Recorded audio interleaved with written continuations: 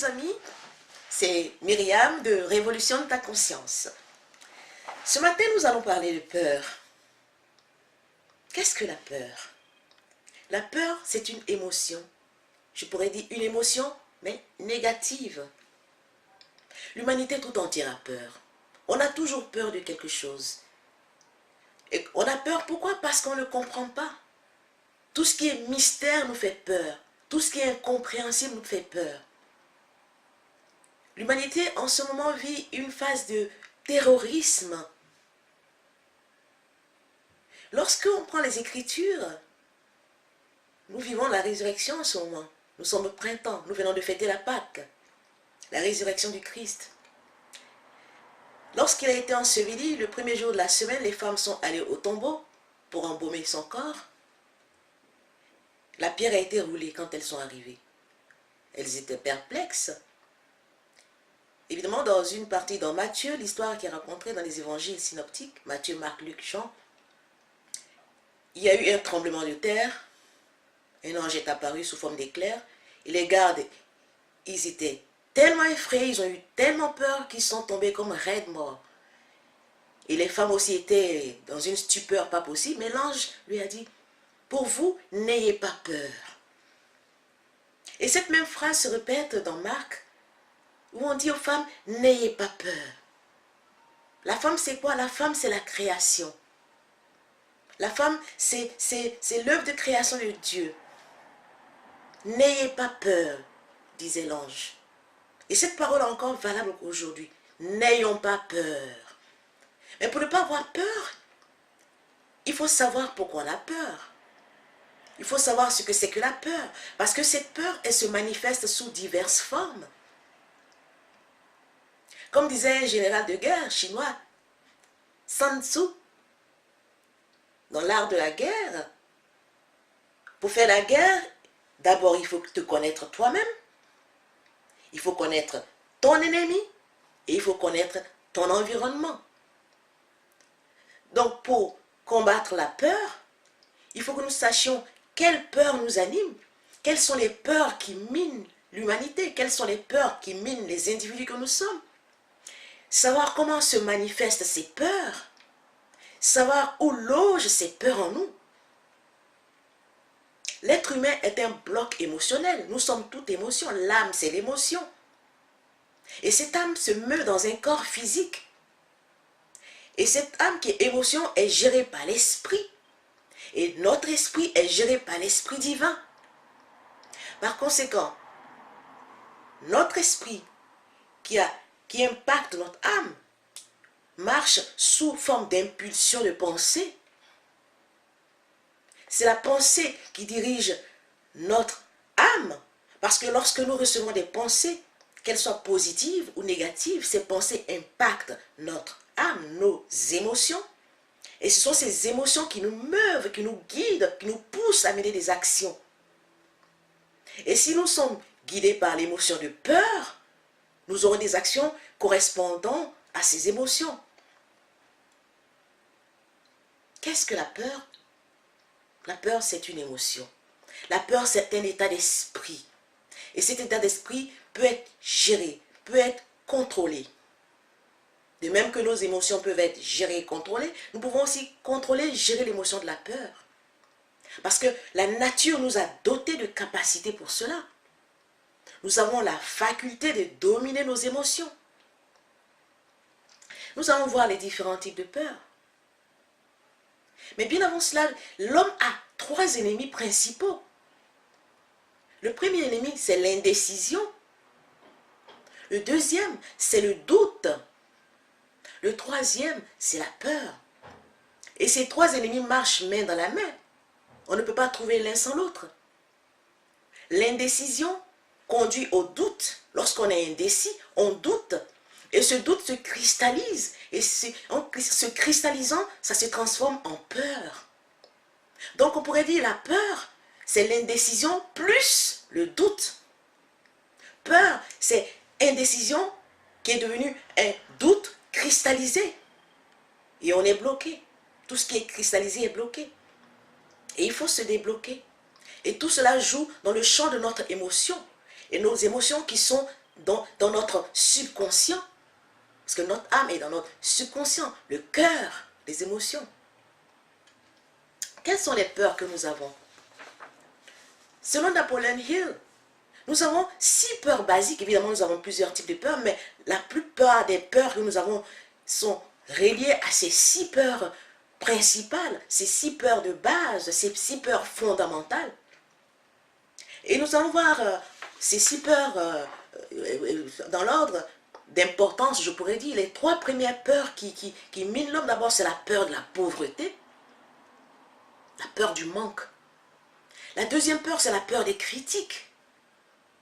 La troisième peur, c'est la peur de la maladie.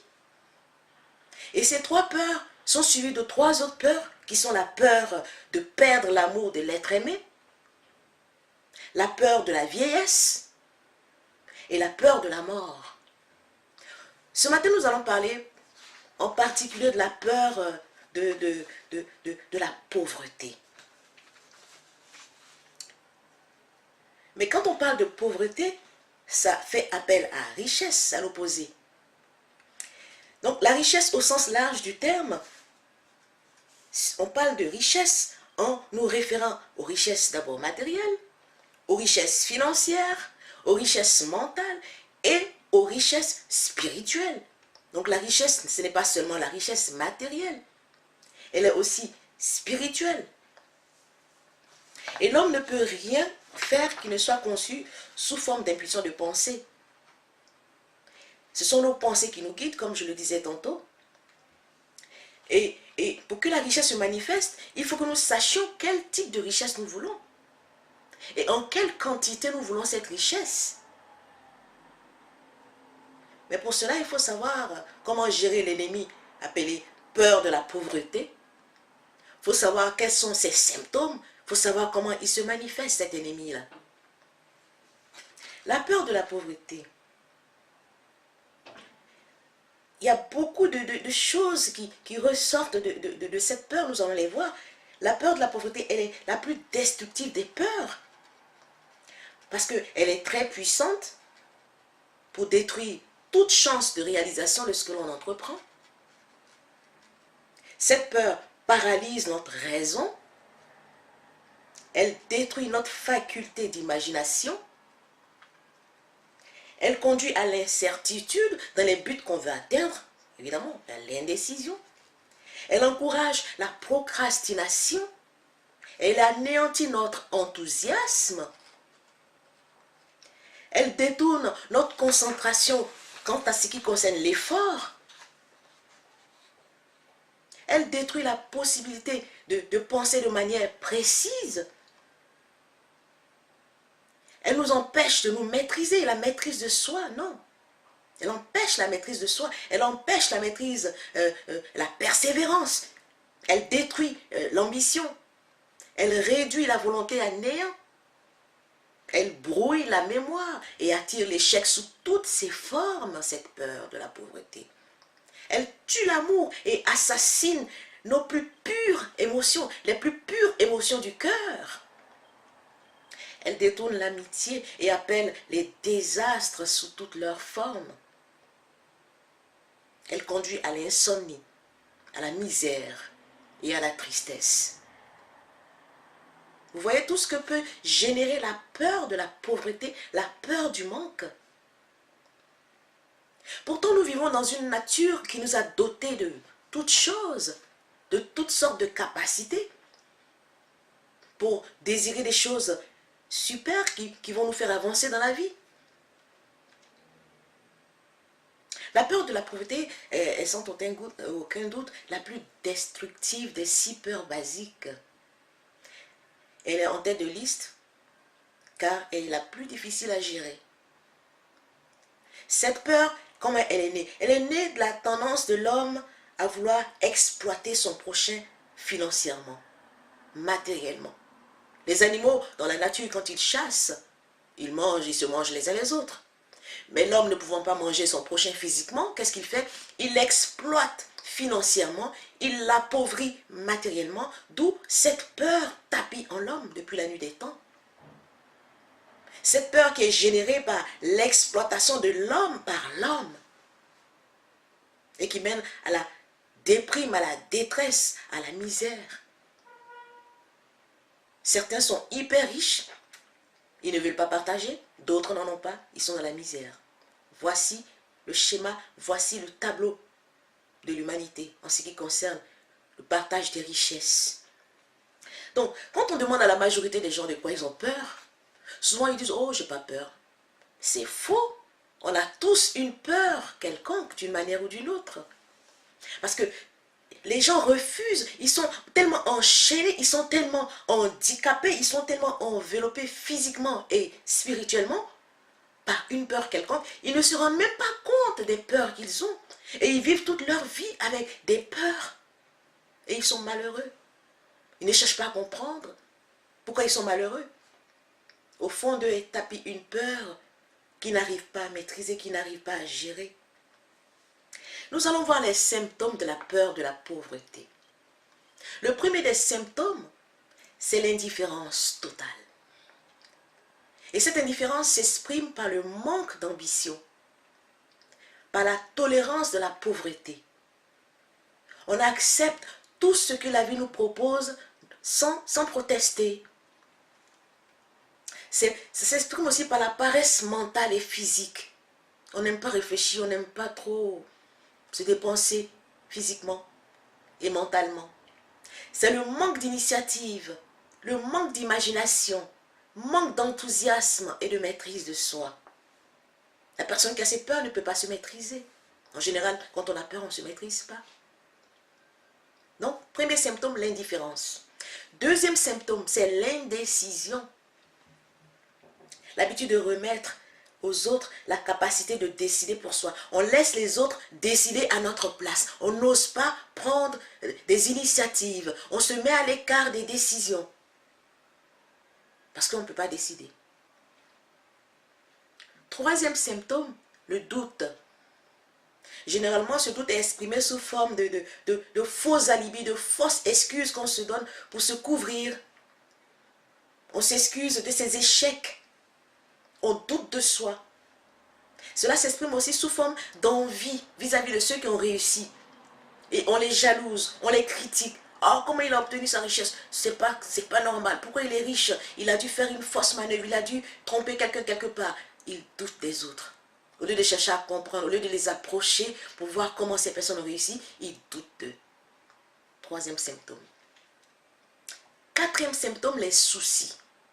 Ceux qui ont peur sont souvent, ceux qui ont cette peur de la pauvreté sont tout le temps soucieux.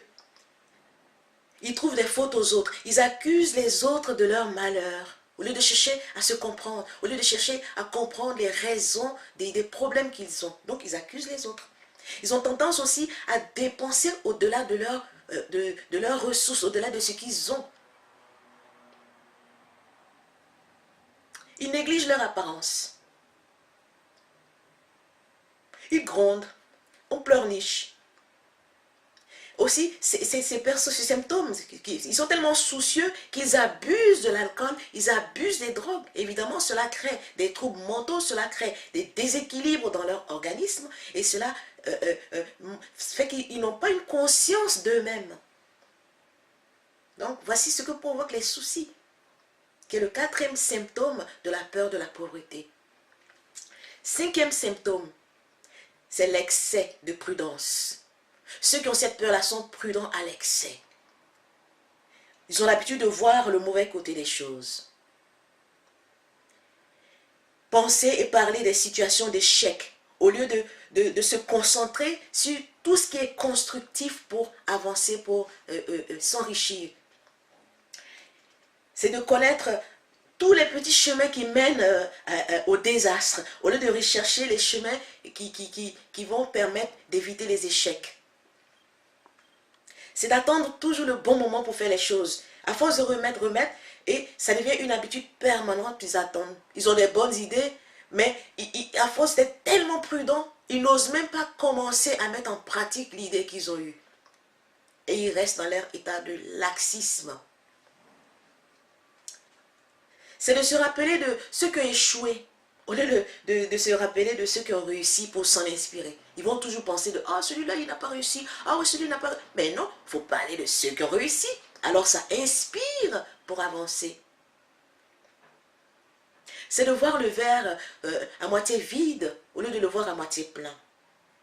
Ils voient toujours le côté négatif de la vie. Ils ne voient jamais le côté positif. Tellement ils sont super prudents. Donc, le pessimiste aussi, qui conduit, évidemment, ils sont tellement pessimistes que cela leur donne des indigestions, cela les constipe, la constipation, l'intoxication du corps, la mauvaise santé et évidemment une mauvaise humeur. Quand on est tellement prudent, on est crispé, on est coincé, voilà, cela crée des déséquilibres dans nos corps, dans notre corps énergétique et on se rend malade. Le 6e symptôme de la peur de la pauvreté, c'est la procrastination. La procrastination, c'est de remettre à demain ce qu'on peut faire à l'instant même. Reporter ce qu'on peut faire. C'est de passer beaucoup de temps à créer. Les gens se créent des alibis pour échapper à ce qu'ils doivent faire. Ah ouais, je peux le faire, mais demain, après-demain. Et ils ne font jamais ce qu'ils doivent faire. Et ce symptôme, évidemment, de la procrastination est lié aussi au symptôme de l'excès de prudence, du doute et des soucis. Et la procrastination aussi mène au refus des responsabilités, quand on le peut. Il peut faire quelque chose, on lui confie une tâche, ah non, je ne peux pas le faire, et il remet. Parce qu'il doute de lui, parce qu'il est soucieux, parce qu'il ne croit pas en lui, il ne croit pas en ses capacités, il ne croit pas en ses potentialités, donc il refuse les responsabilités. C'est aussi d'accepter les compromis au lieu de se battre pour surmonter les adversités.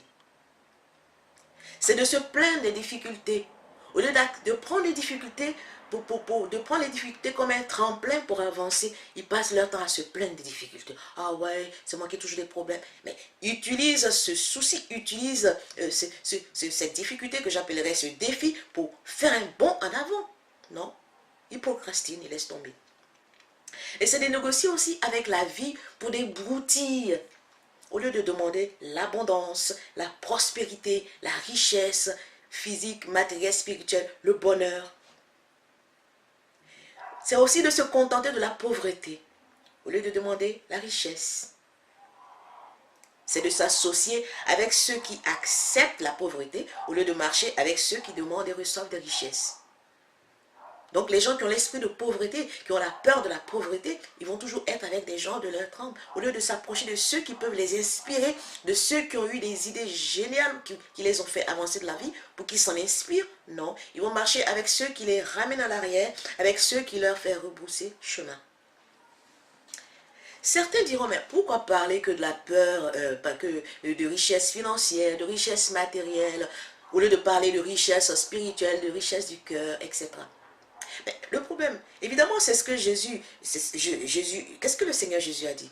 Il a dit, cherchez d'abord le royaume et sa justice, et toutes ces choses vous seront données par-dessus tout, c'est-à-dire toutes ces richesses matérielles, toutes ces richesses physiques.